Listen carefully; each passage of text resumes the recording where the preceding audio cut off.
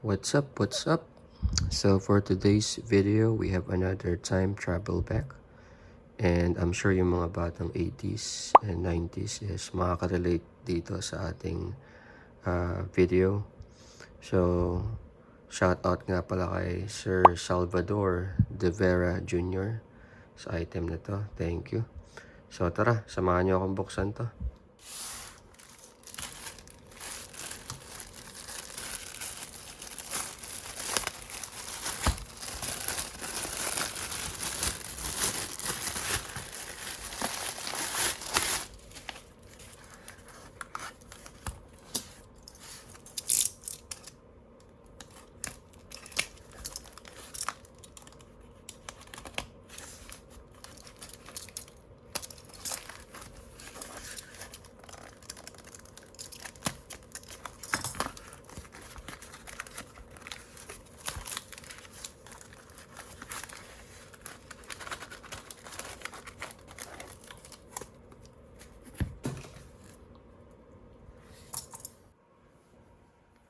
Alright, so ito na nga yung na-receive natin.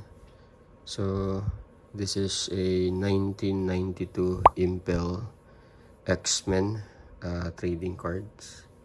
Pero, ang kaibahan nito, sabi ni Sir De Vera is ito yung mga original cards talaga. Compare dun sa cards natin na mga nilalaro ng batang 80s and 90s.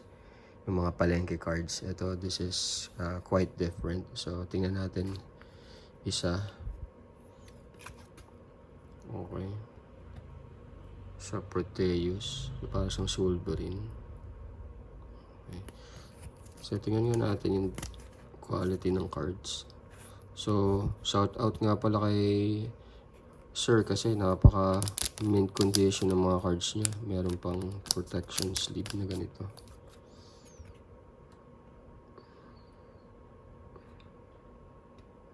Okay.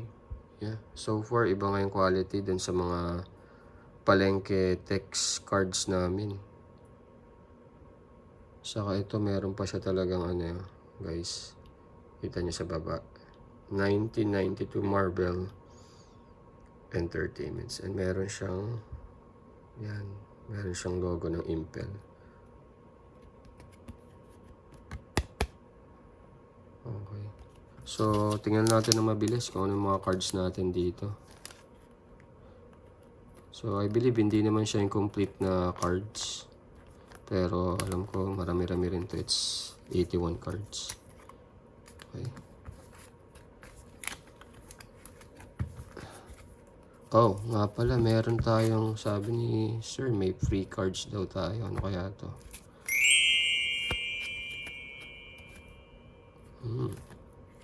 Oh, so this one meron tayong 1991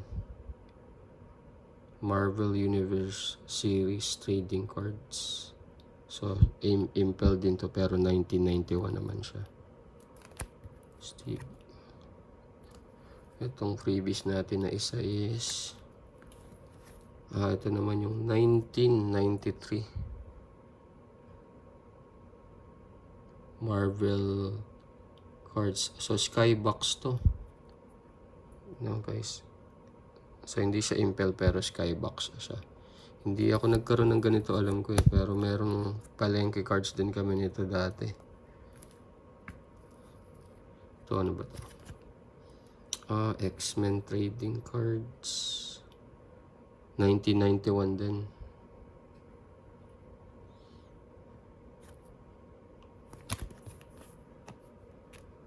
Ito 1993 annual.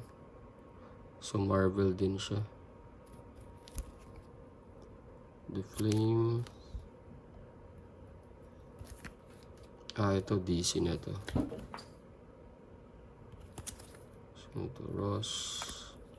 Ito rin X-Men. Ano to? Ang cards to. This one is 1995.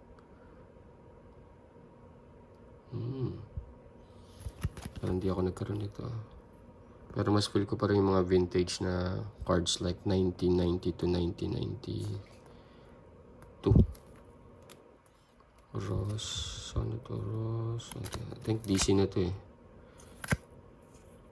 X-Force. This is also a...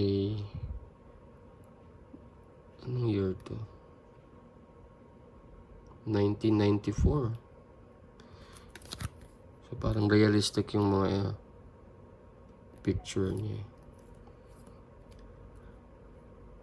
Banshee. Kilala ko to si Banshee. Pero ito, 1994 din. This one.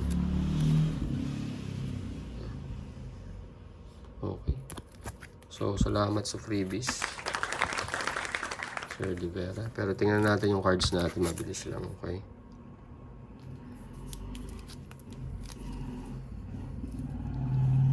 Okay, so we have Havoc, Nightcrawler, Cannonball,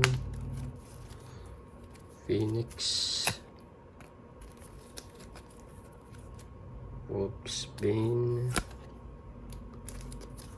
Wolverine, Kylun, Forge, Bishop, Cable, Longshot, Maverick, Quicksilver, Multiple Man, Banshee, Captain Britain, Roma, Lady Distrike, Boom, Deathbird, Feral, Domino, Mystic, Gatecrasher, Blob, Warpath, Sunspot, Toad, Shatterstar, Sabertooth, Gideon, Mojo, Caliban, Mr. Sinister. Ito naman yung mga teams. Okay, X-Factor, Upstarts, X-Force, Excalibur, X-Men. Yeah, X-Men.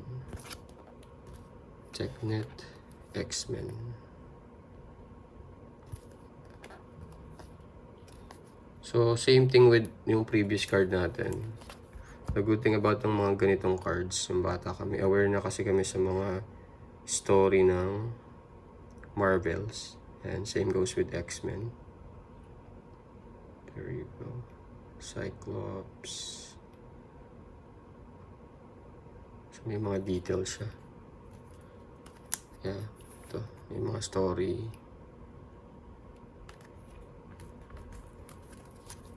Pati mga iba't ibang teams dati sa Marvel eh. Medyo familiar na kami. Tulad ng mga Imperial Guard, Classic Wolverine, Iceman, Storm, Deadpool, Professor X, Rogue, Jubilee, Cyclops, Gambit, Mojo, Strong Guy, Sauron. So, dami to. Bilisan na lang natin.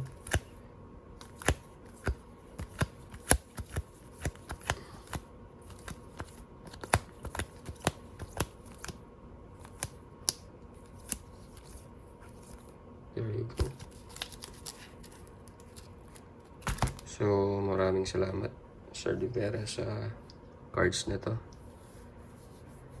Thank you guys for watching and peace.